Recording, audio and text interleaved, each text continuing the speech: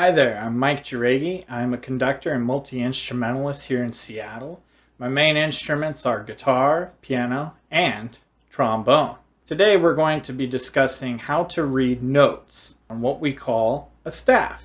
A staff is a wonderful device that we use to read our notation, and it has 5 lines and 4 spaces. It kind of looks like this.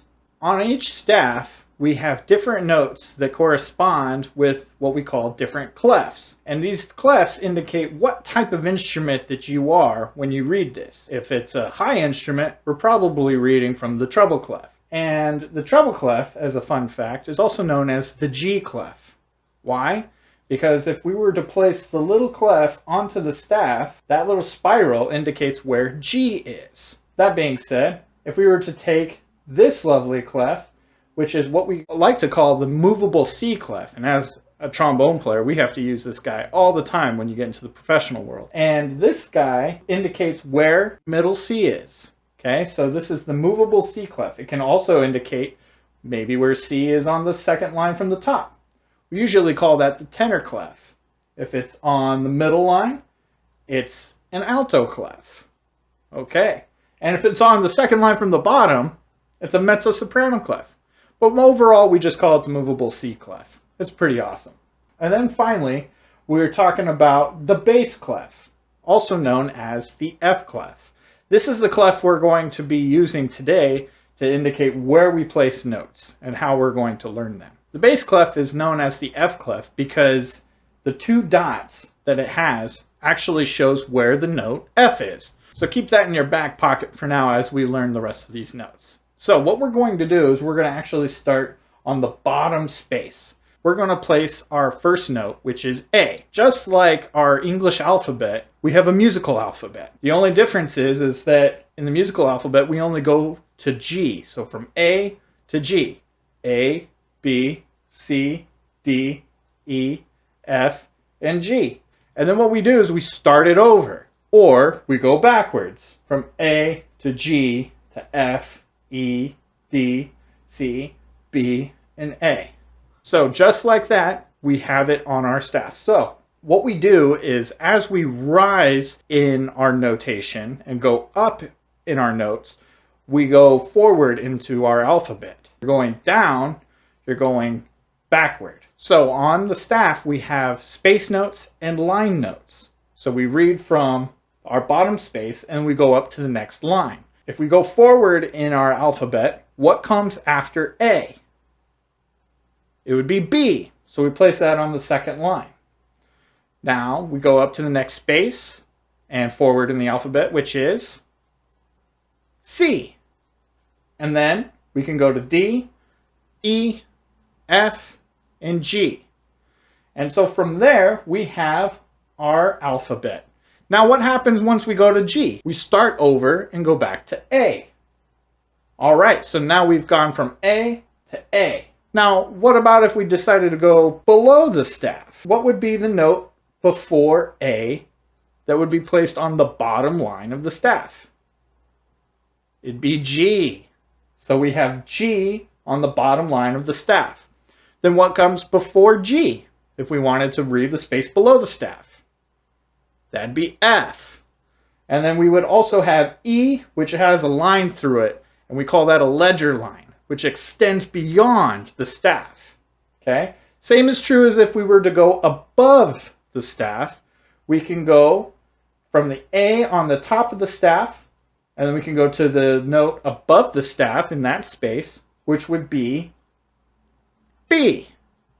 And then C, which has a ledger line on it as well, and so on and so forth. So bass clef instruments are really awesome because they know exactly where the low note A is in the bottom space, and then can fit the entire alphabet within the staff itself. So let's do a little test. What would be this note? If we know A is on the bottom staff, let's count up. That would be E, third space. What about this note? Let's start from A. That would be A as well, but on the top of the line. So It's very good to be able to do this alphabetically and to just start from a point and go from there, okay?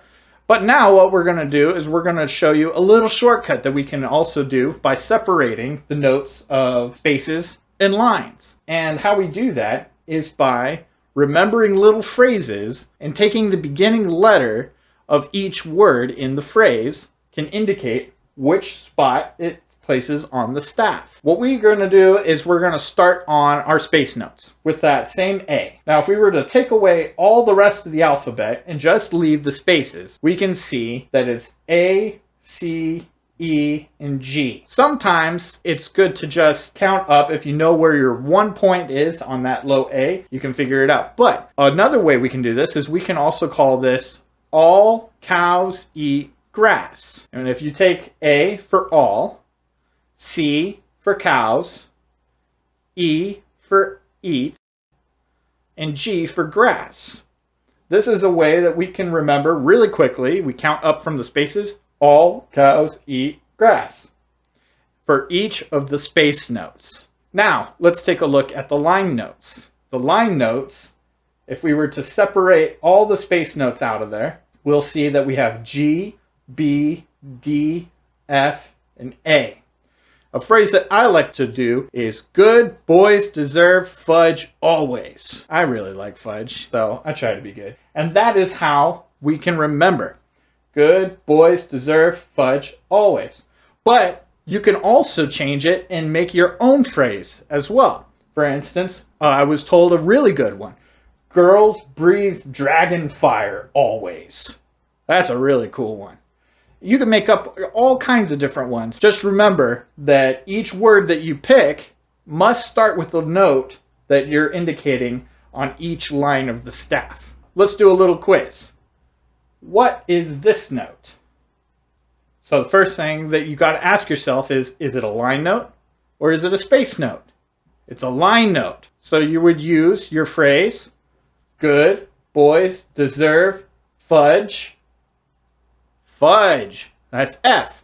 Now, if you look at what we were talking about before with the bass clef, actually points to it. Those double dots indicate that is also F. Or you can count up, good boys deserve fudge. Or girls breathe dragon fire. Okay, let's try another one. Is it a line note or a space note? Space note. So we can use the phrase all cows. And there we go. I hope that this has been informative for you. And now we can move on to reading notes and combine it with your notation in your lessons. Please feel free to give us a like or subscribe to our channel. That way you can get all of our lessons and all the updates that we have for you to learn your instrument. Thanks for watching.